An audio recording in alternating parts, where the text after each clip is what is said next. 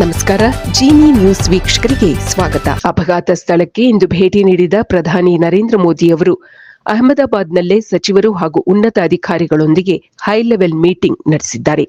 ಅಹಮದಾಬಾದಿನಲ್ಲಿ ವಿಮಾನ ದುರಂತ ನಡೆದ ಸ್ಥಳಕ್ಕೆ ಭೇಟಿ ಕೊಟ್ಟಿದ್ದ ಪ್ರಧಾನಿ ಮೋದಿ ಅವರು ಆಸ್ಪತ್ರೆಯಲ್ಲಿ ಗಾಯಾಳುಗಳನ್ನು ಭೇಟಿಯಾಗಿ ಸಾಂತ್ವನವನ್ನು ನುಡಿದಿದ್ದರು.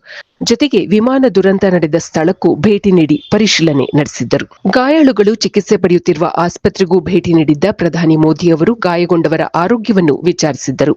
ಅಹಮದಾಬಾದ್ನಲ್ಲಿ ಸಂಭವಿಸಿದ ವಿಮಾನ ದುರಂತ ನಮ್ಮೆಲ್ಲರನ್ನೂ ದಿಗ್ಭ್ರಾಂತಗೊಳಿಸಿದೆ.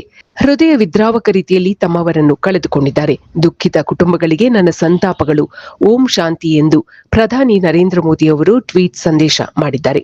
ಇಂದು ಅಹಮದಾಬಾದ್ನಲ್ಲಿ ವಿಮಾನ ದುರಂತ ಸಂಭವಿಸಿದ ಸ್ಥಳಕ್ಕೆ ಭೇಟಿ ನೀಡಿದ್ದೆ. ವಿನಾಶದ ಈ ದೃಶ್ಯವು ತೀವ್ರ ನೋವನ್ನುಂಟು ಮಾಡಿದೆ ಎಂದು ಪ್ರಧಾನಿಗಳು ಹೇಳಿದ್ದಾರೆ. ಇದು ಈ ದಿನದ ಸುದ್ದಿಗಳು. ನಿರಂತರ ಸುದ್ದಿಗಳಿಗಾಗಿ ವೀಕ್ಷಿಸುತ್ತಿರಿ ಜೀನಿ ನ್ಯೂಸ್. ನಮಸ್ಕಾರ.